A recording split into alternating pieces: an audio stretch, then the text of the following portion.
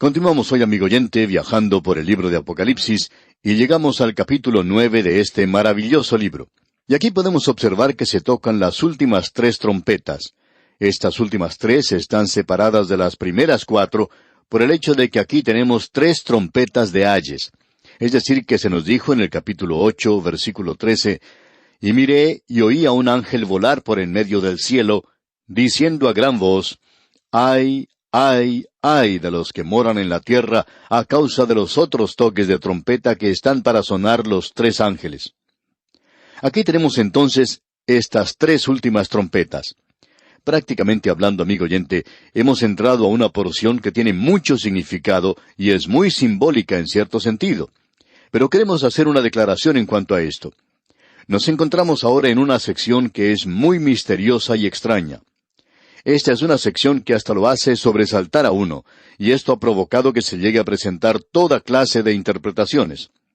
Amigo oyente, es necesario plantarnos bien en la tierra y colocarnos bien la cabeza, y si hacemos esto, vamos a ver que las cosas que se mencionan aquí no deben sobresaltarle si es que usted es un hijo de Dios. Usted no va a pasar a través de estas cosas. Esto no es la bendita esperanza de la iglesia, el pasar o soportar cosas como las que se mencionan aquí. Esto es para un mundo que ha rechazado a Cristo. La iglesia ha sido sacada ya de este mundo. Estas son las cosas que sucederán en el período de la gran tribulación. Juan ha presentado claramente que él está hablando en cuanto a ese período en esta sección en particular, y es el tocar de estas 7 trompetas. Hemos llegado ahora a las últimas 3 trompetas. Esos ayes señalan la tiniebla más profunda y la intensidad más dolorosa del período de la gran tribulación. Esto por lo general es asociado con los últimos 3 años y medio de la 70ª semana de Daniel, lo cual es el período de la gran tribulación. Estos serán los días más tenebrosos de la historia humana. Debemos decir que el lenguaje utilizado en esta sección es en realidad de muy difícil interpretación. Y eso no excluye nuestra norma de seguir una línea literal, aun cuando las figuras que se han adoptado son vívidas y extrañas. Si fuera necesario tener otra interpretación, Juan nos daría la clave.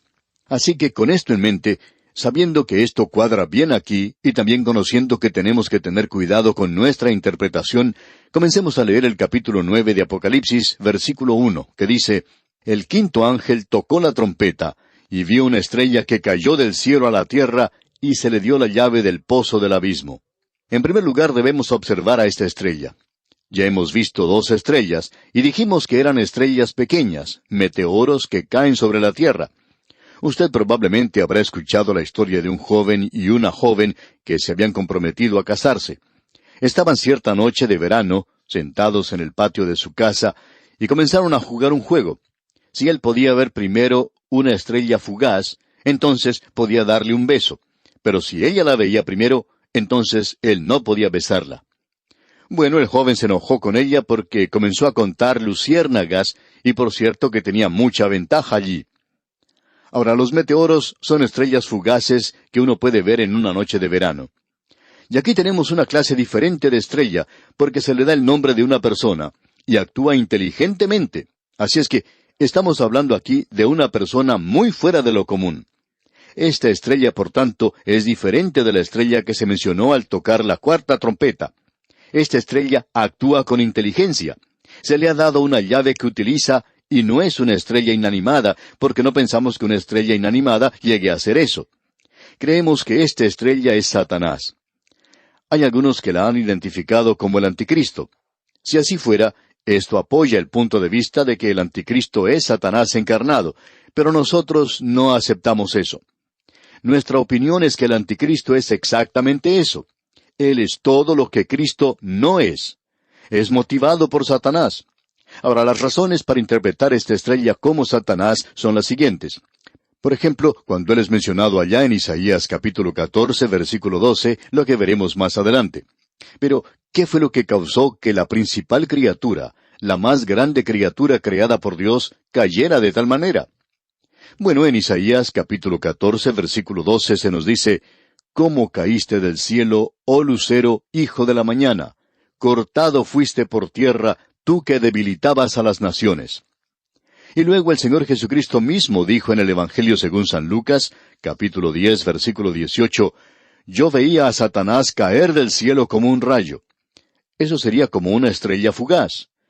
Y el apóstol Pablo en su segunda epístola a los Corintios, capítulo 11, versículo 14, dice, «Y no es maravilla, porque el mismo Satanás se disfraza como ángel de luz». Creemos que estas escrituras confirman abundantemente la posición de que Satanás es presentado aquí.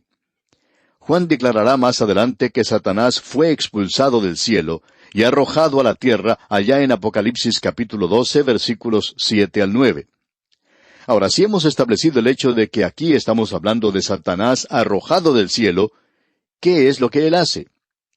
Bueno, él va y toma la llave, que aparentemente significa que Dios está permitiéndole que haga esto, porque la llave demuestra autoridad y poder, y eso es lo que él tiene. Esto lo recibe él de Dios, de la voluntad tolerante o permisiva de Dios. Ahora, este pozo del abismo significa un pozo profundo que lleva al abismo. Este es el mismo abismo del cual se habla ya en Apocalipsis capítulo 20. El abismo y el Hades pueden ser expresiones sinónimas, pero el abismo y el infierno no son la misma cosa. Ya veremos eso más adelante.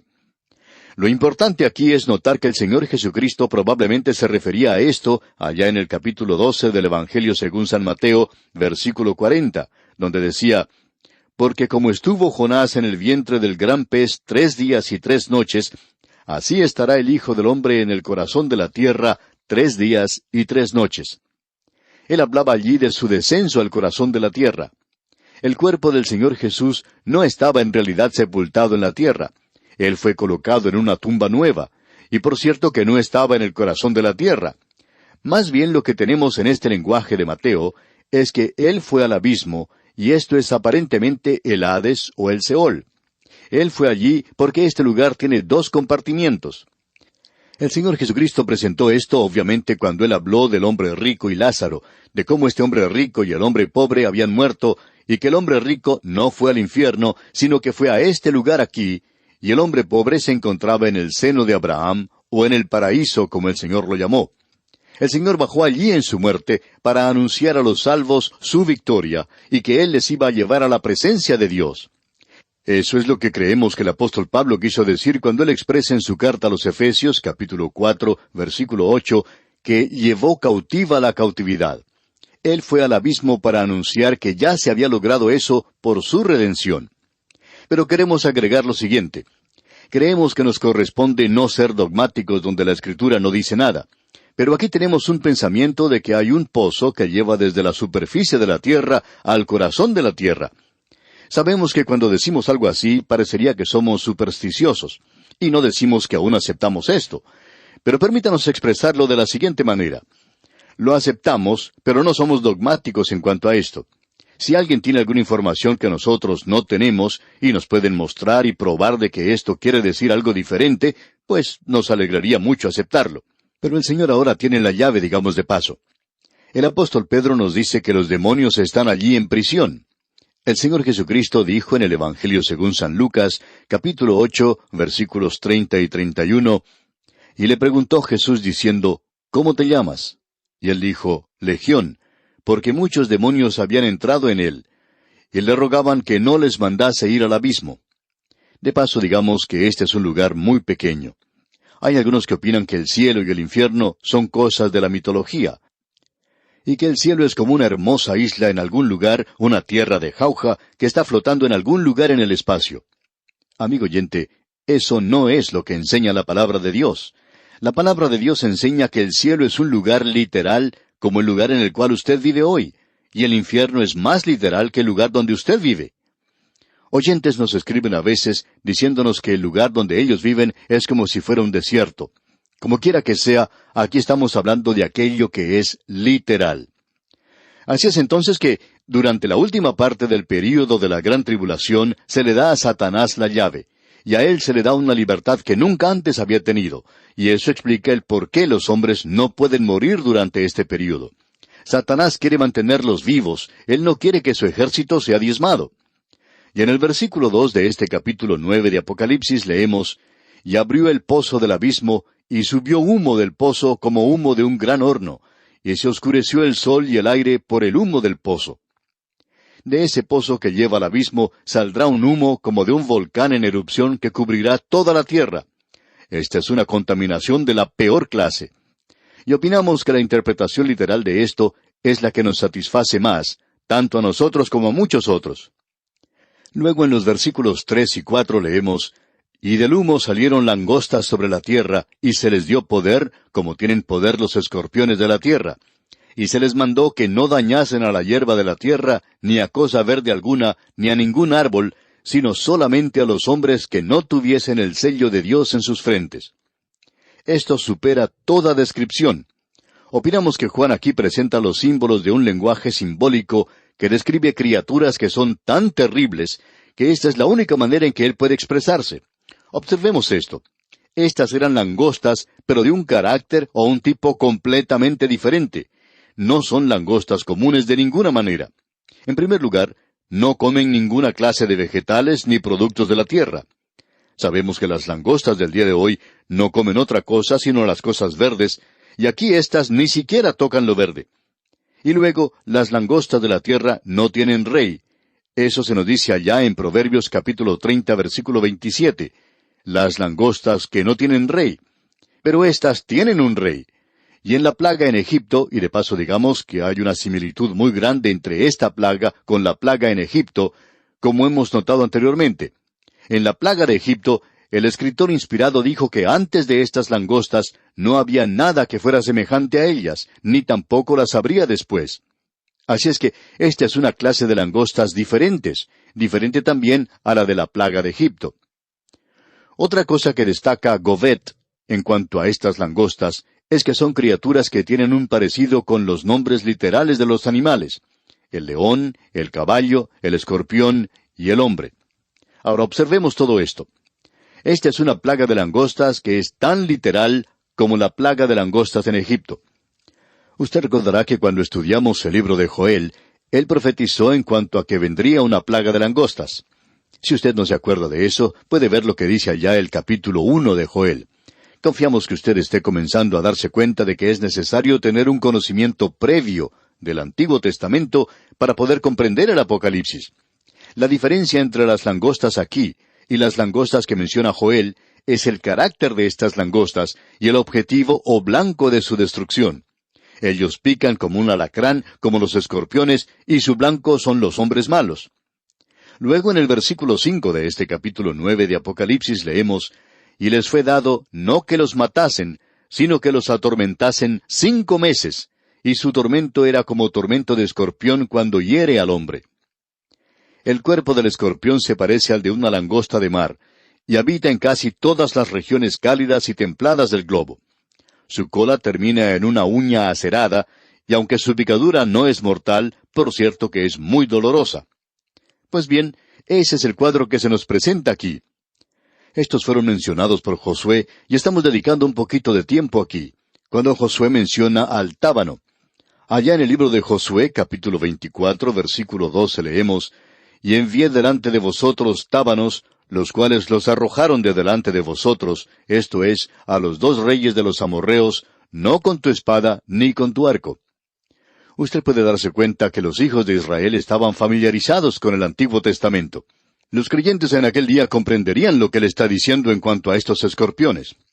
Ahora el versículo 6 de este capítulo 9 de Apocalipsis dice, «Y en aquellos días los hombres buscarán la muerte, pero no la hallarán, y ansiarán morir, pero la muerte huirá de ellos». Esta es la razón por la cual dijimos que Satanás había recibido la llave del pozo profundo. Evidentemente es el Seol del Antiguo Testamento y el Hades del Nuevo Testamento, y eso lleva al abismo. Y allí es donde el espíritu de los que murieron en los siglos pasados han ido, y allí fue el Señor Jesucristo a anunciar la redención que Él había logrado en la cruz. Satanás no quiere que esa multitud muera. Es la única multitud que él tiene, y están siendo atacados por estos escorpiones. Así es que los hombres, durante este período, tratarán de cometer suicidio, pero no podrán hacerlo. Y esto nos revela algo de lo terrible que será aquel día. Satanás los hiere porque se está llevando a cabo una batalla entre la luz y las tinieblas. Hay otros que opinan que quizá Dios no permitirá que ellos mueran porque el hombre pecaminoso debe hacerle frente a las consecuencias de las cuales no hay escape. No es asunto de risa, no es chiste el rechazar a Jesucristo. Amigo oyente, no es algo simple el ignorarle. Usted escucha que la gente dice que hay tantas cosas que son importantes en esta vida. Y estamos dispuestos a admitir que muchas cosas ocupan un segundo, tercero o quizá un cuarto lugar. Pero lo más importante, amigo oyente, es su decisión en cuanto a Jesucristo. Y con esto vamos a llegar ahora al versículo 7, y vamos a tener que dejar esto para nuestro próximo estudio, cuando hablaremos más en cuanto a estas langostas, porque se nos describen aquí muy bien, y amigo oyente, aún la descripción supera toda la descripción. Y aquí nos detenemos por hoy, amigo oyente. En la continuación de este estudio volveremos en nuestro próximo programa. Mientras tanto, le sugerimos leer detenidamente los siguientes versículos de este capítulo 9 de Apocalipsis que estamos considerando. Es nuestra ferviente oración que el Señor le bendiga.